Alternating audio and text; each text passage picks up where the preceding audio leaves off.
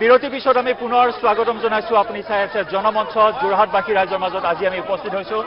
দিগন্ত আছে আমাৰ সৈতে আছে জ্যোতিপ্ৰসাদ। এই মুহূৰ্তত আমি দিগন্ত বহু সমস্যাৰ বিষয়ে বুজ লৈছো। চাহ জনগোষ্ঠীৰ বহু সমস্যা আছে, জনজাতিকৰণৰ দাবী আছে, তেওঁলোকৰ এতিয়াও সম্পূৰ্ণ হোৱা নাই সেই দাবী। গতিকে তেওঁলোকৰ পৰা যদি কিছু প্ৰতিক্ৰিয়া মুহূৰ্তত ল'ব পাৰোঁ। জয়ন্ত, আপুনি এটা কথা ঠিকে কথা উল্লেখ কৰিছে, যিহেতু বাট পথৰ উন্নয়নেই কেৱল উন্নয়ন নহয়, যে সামগ্ৰিকভাৱে উন্নয়ন হ'বৰ বাবে কৃষি খণ্ডৰ উন্নয়ন হ'ব লাগিব, সমান্তৰালভাৱে উদ্যোগীকৰণৰ কথা থাকিব। সেই ক্ষেত্ৰতো কিন্তু যোৰহটীয়া ৰাইজে, যোৰহাটৰ সচেতন ৰাইজে চিন্তা চৰ্চা কৰাৰ প্ৰয়োজন আছে। মই এই কথাখিনিকে প্ৰথমতে জানিবলৈ চেষ্টা কৰিম। মই আপোনাৰ ওচৰলৈ আহিছোঁ। বাট পথৰ উন্নয়ন হৈছে বা ৰাস্তা ঘাটৰ উন্নয়ন হৈছে, কিন্তু সেয়াই জানো এটা সমষ্টিৰ উন্নয়ন হ'ব পাৰে? উদ্যোগীকৰণৰ কথা আছে, কৃষি খণ্ডৰ কথা আছে, সেই ক্ষেত্ৰত কিমান দূৰ উন্নয়ন হৈছে যোৰহাট জিলাখন? প্ৰথম কথাটো হৈছে যে যোৰহাটৰ উন্নয়ন বুলি ক'লে একদম সম্পূৰ্ণৰূপে এবাৰ নস্যাৎ হৈ গৈছে। আপোনালোকক মই এটা উদাহৰণ দেখুৱাই চাওক। যোৰহাটত এটা মাল্টিষ্টৰী কাৰ পাৰ্কিং আছিলে, সেই কাৰ পাৰ্কিংটো আজি অঁতৰাই দিয়া নহ'ল। সেইটো কংগ্ৰেছৰ দিনতো দুৰ্নীতি হ'ল, বিজেপিৰ দিনতো দুৰ্নীতি হ'ল। আপুনি তাৰপিছত দেখিব ওমেন ইউনিভাৰ্চিটিখন, সেইখনৰ ব্যৱস্থাটো বিজেপিয়ে সম্পূৰ্ণ ধ্বংস কৰি পেলালে। তাৰপিছত আপুনি দেখিব যোৰহাটৰ কোনো পথাৰত জলসিঞ্চনৰ সুবিধা নাই, কৃষকসকলে কোনো ধৰণৰ খেতি পথাৰ কৰিব পৰা নাই। তৃতীয় কথাটো আপুনি দেখিব যে যুৱকসকল আজি হাহাকাৰ অৱস্থাৰ সৃষ্টি হৈছে। আজি আপুনি কৈছে যে বাট পথৰ উন্নতি হৈছে, কিন্তু আপুনি চাওকচোন যে 80,000 কোটি টকা ৱৰ্ল্ড বেংকৰ পৰা লোন লৈ আমাক লোনৰ বোজা দি তেওঁলোকে বাট পথৰ উন্নতি কৰিছে। তো এই যে লোনৰ যিটো বোজা, এইটো কোনে মাৰিব? অসমৰ মানুহে টেক্সৰ পৰাই মাৰিব লাগিব। আজি সকলোতে আজি টেক্স বঢ়াইছে। আজি চাওক, এওঁলোকে মই দুটা প্ৰশ্ন উত্তৰ দিব বিচাৰিছোঁ। যে প্ৰথম প্ৰশ্ন কৈছে তেওঁলোকে কা বোলে হেনো অসমীয়া জাতি বচাবলৈ আনিছে। প্ৰথম কথা, কাখনে অসমীয়া জাতি মই ক'বই লাগিব। কা আমি নামানো, আগতেও মনা নাই, আজিও নামানো, কাইলৈও নামানো। আৰু অসমৰ ৰাইজে এইবাৰ কাৰ বিৰুদ্ধে ভোট দিব, একচুৱেলি উন্নয়ন বুলি ক'লে উন্নয়ন যথেষ্ট উন্নয়ন হৈছে। আপোনাৰ কৃষি ক্ষেত্ৰত বুলি কথা নাই, গোটেইখিনিতে উন্নয়ন হৈছে। আপোনাৰ প্ৰথম কৃষি ক্ষেত্ৰৰ লগে লগে যোগাযোগ কথা আহে। ৰাস্তা প্ৰতিখন পঞ্চায়তৰ প্ৰতিটো ৰাস্তা পকা, খেতিয়কে খেতি কৰিব পৰা ধুনীয়াকৈ পকা হৈছে। গতিকে মই তাৰ মাজত এটা কথা ক'ব কৈছোঁ। এখেতে কৈছিলে কা আমি নেমানো, কি তেখেতে কা নেমানে, আমি চবে কা কিন্তু মানো। আমাক আৰু নেলাগে। আজি এটা বছৰৰ আগত ৰাস্তাত টায়াৰ জ্বলোৱা, ৰাস্তাবিলাক বেয়া হোৱা, এতিয়া ভালেই হোৱা নাই, কিন্তু আমি কা মানো। মই আকৌ আহিম। এগৰাকী জ্যেষ্ঠ নাগৰিক আছে, মই আপোনাৰ ওচৰলৈ আহিছোঁ। অকণমান যদি থিয় হৈ দিয়ে। পোনপটীয়া প্ৰশ্ন, একেটাই প্ৰশ্ন। যোৰহাট জিলাত উদ্যোগীকৰণৰ ক্ষেত্ৰত কিমান হ'ল যোৱা 5টা বছৰত? কৃষি খণ্ডত কিমান উন্নয়ন হ'ল? গ্ৰামাঞ্চলৰ ৰাইজৰ কিমান উন্নয়ন হ'ল? একে কথাত ক'বলৈ গ'লে এটা বিগ জিৰ'। আপুনি চাওক, অসমত উদ্যোগীকৰণ, যোৰহাটটো বাদ দিয়ক, অসমতে নাই। আজি আগৰ যিসকল প্ৰধানমন্ত্ৰী আছিলে তেওঁলোকে উদ্যোগ গঢ়িলে, আৰু নৰেন্দ্ৰ মোদীয়ে উদ্যোগ বিক্ৰী কৰিলে। আৰু উদ্যোগীকৰণ হ'ব কেনেকৈ কওক আপুনি? চাহ জনগোষ্ঠীৰ কোনোবা আছে নেকি? আমি চাহ জনগোষ্ঠীৰ পৰা জানিব বিচাৰিছোঁ। আগতে চাহ জনগোষ্ঠী কোন আছে? প্ৰথম কথাটো কৈছোঁ, আমি চাহ জনগোষ্ঠী ক'বলৈ হ'লে ৰূপজ্যোতি কুৰ্মী আমাৰ মৰিয়নি সমষ্টি।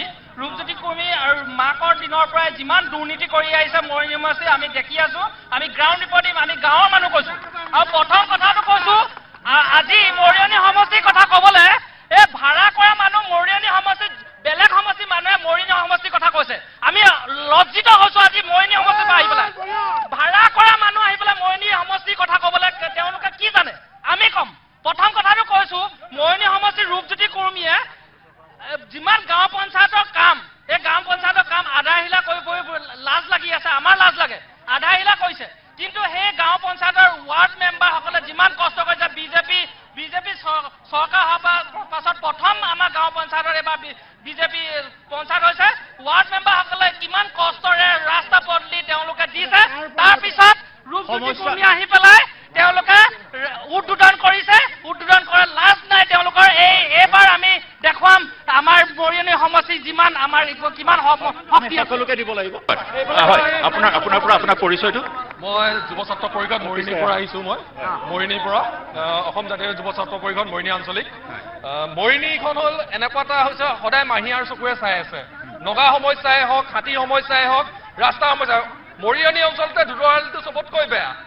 আজি তেখেতে 15 বছৰ 17 বছৰ শাসন কৰি আহিছে MLA জনে তেখেতৰ মাকৰ সপোন দেখিয়ে আছে কিন্তু সেই সপোনবোৰ সপোন হিচাপে আছে কিন্তু আজিলৈকে সপোনবোৰ পূৰ হোৱা নাই কিন্তু এটা কথা কওঁ মৰিনী টাউনখন নগৰ সমিতিখনে কিন্তু 5.5 বিঘা মাটি দখল কৰি ৰাখিছে দিনক দিনে দখল কৰিহে গৈছে কিন্তু মৰিনী বাকী গাঁওবাসী ৰাইজৰ কাৰণে সেই মাটিখিনি আজিলৈকে মুকলাই দিব নোৱাৰিলে আৰু মৰিনী যান জঁটৰ সমস্যা হৈছে মৰিনী গাঁৱৰ পৰা অহা মানুহখিনি আজি এখন বজাৰ নাই মৰিনী সৰ্বসাধাৰণৰ কাৰণে বজাৰ নাই আৰু এটা কথাই আমি বিচাৰো যে মৰিনীখন যেনেকৈ নহওক এটা ওচৰৰ পৰা ৰাজনীতি হ'ব লাগে এজন ৰাজনীতিবিদে কৈছিলে ৰাজনীতি সদায় হৈ থাকিব কিন্তু দেশ সদায় থাকিব আমি দেশ থাকিব লাগে এনেকুৱা আমাৰ ৰাজনীতি নালাগে আমাক দেশ প্ৰথম লাগে আৰু আমাৰ নিজৰ মানুহখিনি একতা হৈ থাকিব লাগে এগৰাকী জ্যেষ্ঠ নাগৰিক আপোনাৰ দেশ স্বাধীন হোৱাৰ পিছত কংগ্ৰেছে শাসন কৰিলে কিন্তু কৰিলে কি আধা ইলাকে এখন উৰণীয়া সেতুৰ এটা আধা ইলাক স্থাপন কৰিব নোৱাৰিলে ইয়াত আমাৰ এজন নিকা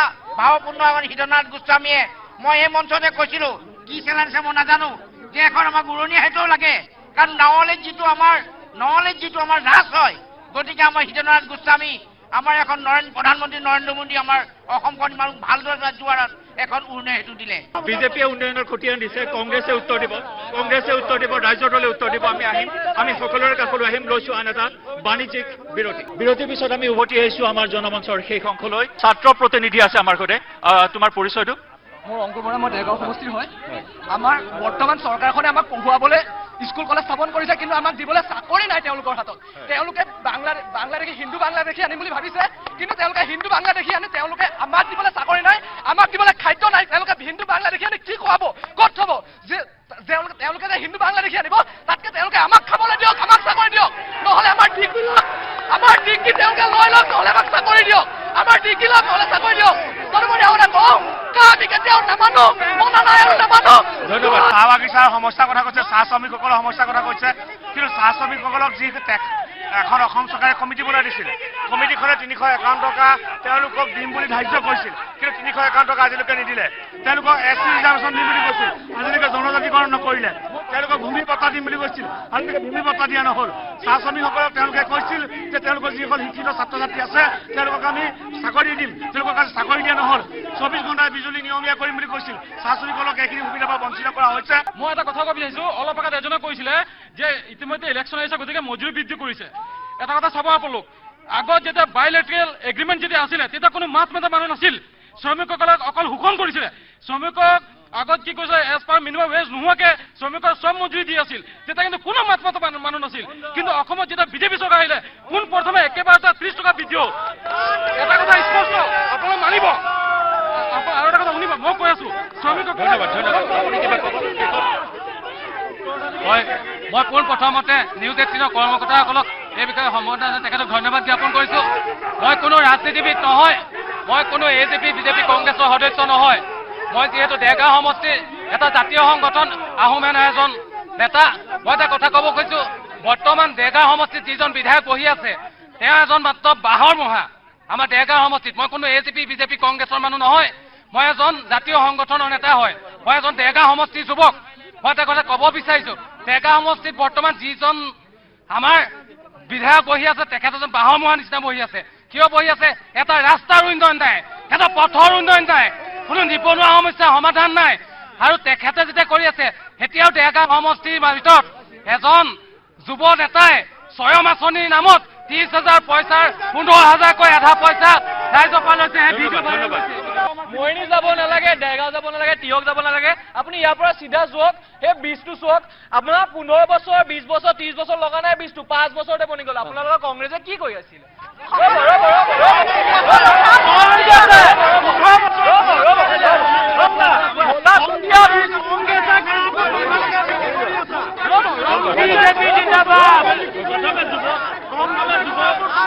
বহুত সমস্যা আছে বহুত অভাৱ অভিযোগ আছে এই অভাৱ অভিযোগসমূহ অনাগত চৰকাৰখনৰ প্ৰতিনিধিয়ে পূৰণ কৰিব বুলি আশা প্ৰকাশ কৰিছে যোৰহাটবাসীয়ে আমি ধন্যবাদ জনাইছো যোৰহাটৰ জনতাক আমি ধন্যবাদ জনাইছো আজি শুনিলো আমি জনতাৰ কণ্ঠ যোৰহাটৰ পৰা সময় হৈছে অনুষ্ঠানৰ পৰা বিদায় লোৱাৰ লগতে আমি ধন্যবাদ জনাইছো যোৰহাটৰ জনতাক আজি আমি এই জনমঞ্চৰ পৰা বিদায় লৈছো ধন্যবাদ শুভৰাত্ৰি